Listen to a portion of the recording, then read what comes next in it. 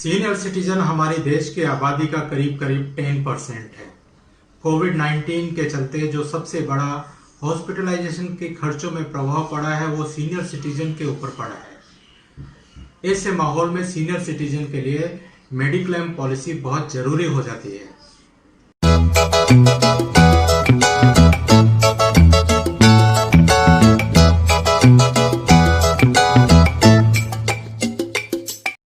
Medical cost हमेशा बढ़ती रहती है, इसलिए सीनियर सिटीजन की पॉलिसी लेने से पहले आप अगर पॉसिबल है तो ज़्यादा सम एश्योर्ड की पॉलिसी लें। इससे क्या होगा कि आगे जो फ्यूचर में खर्चे बढ़ने वाले हैं वो भी आपको कवर हो जाएंगे। इसमें सीनियर सिटीजन की पॉलिसी में कोपे भी होता है। कोपे मतलब कि जैसे सपोज कोपे 20% है तो 1 लाख अगर बिल आया तो 20% कस्टमर को भरना पड़ेगा, बाकी का 80% कंपनी पे करेगी। तो 1 लाख का अगर बिल आया तो इसमें 20,000 रुपए कस्टमर पे करेगा और 80,000 रुपए कंपनी पे करेगी। तो सीनियर सिटीजन की पॉलिसी लेने से पहले हमें कोपे को देखना बहुत जरूरी हो जाता है। इसके अलावा कुछ और जांच करनी चाहिए, कुछ और बिंदुओं पर गौर करना चाहिए, जैसे कि उसका वेटिंग पीरियड कितना है, कितने टाइम के बाद पॉलिसी एक्टिव हो जाएगी, मेडिकल चेकअप है कि नहीं है, यह भी हमें देखना जरूरी है। कोपे है तो कितने परसेंटेज का है, कई कंपनी 40% भी कोपे लगाते हैं और प्रीमियम भी कंपैरिजन करना जरूरी है। तो ये सारे को हम लोग एक चार्ट में देखते हैं कि ये सारे आपका प्रीमियम, इसमें एक 70 इयर्स की एज के लिए हमने कैलकुलेशन आज की डेट में की है। आइए देखते हैं।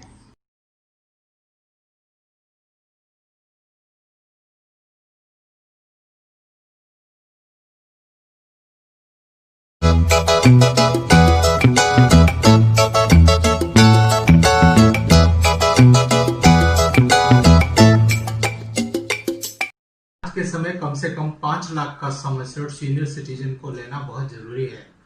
अगर आप अफोर्ड कर सकते हैं तो 10 लाख का सम एश्योर्ड भी ले सकते हैं।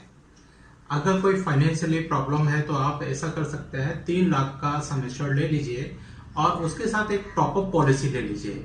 इससे प्रीमियम काफी कम हो जाएगा।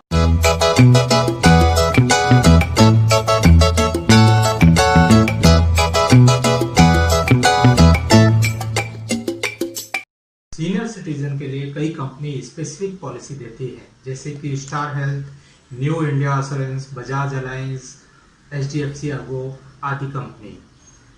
लेकिन चूज करने से पहले हमें उसका वेटिंग पीरियड कितना है ये देखना जरूरी है। इसके साथ साथ उसमें प्री एग्जिस्टिंग डिसीज के लिए कितने टाइम के बाद कवर होगा, दूसरा कोपे कितना है ये भी एक बार देखना जरूरी है। तो ये काफी सारे पहलू हैं जिनसे हमें पहले एक बार रूबरू होना चाहिए, उसके बाद ही सेलेक्ट करना चाहिए।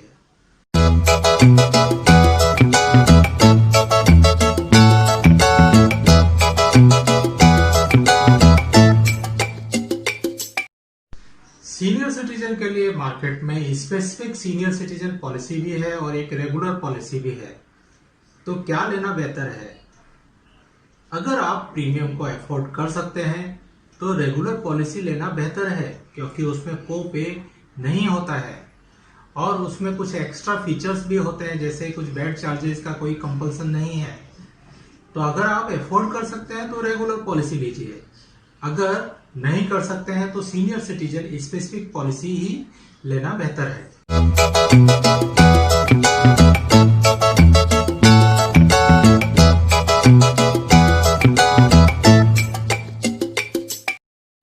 सीनियर सिटीजन के लिए बेस्ट पॉलिसी कौन सी है?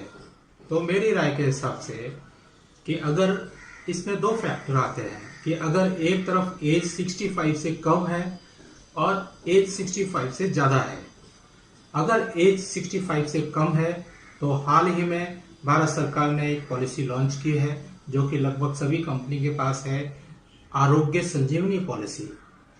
इसमें सिर्फ बेड चार्जेस का ही कंपल्सन है, बाकी सारे खर्चे एज इट इज मिलेंगे। Bed charges maximum normal 5,000 per day के हिसाब से मिलेगा, आईसीयू चार्जेस जो है वो 10,000 पर डे के हिसाब से मिलेगा मैक्सिमम, इससे ज़्यादा नहीं मिलेगा। बाकी सारे खर्चे जैसे डॉक्टर की फीस है और भी मेडिसिन के जो खर्चे हैं वो as it is as actual मिल जाएंगे। लेकिन अगर उम्र 65 से ज़्यादा है तो इसमें स्टार हेल्थ का स्पेसिफिक पॉलिसी है, star health red carpet policy, जो कि सीनियर सिटीजन के लिए बनाई गई है। इसमें 20 से 30% को पे है, बाकी का इसका प्रीमियम और अगर कंपनी का कंपैरिजन करेंगे तो काफ़ी कम है।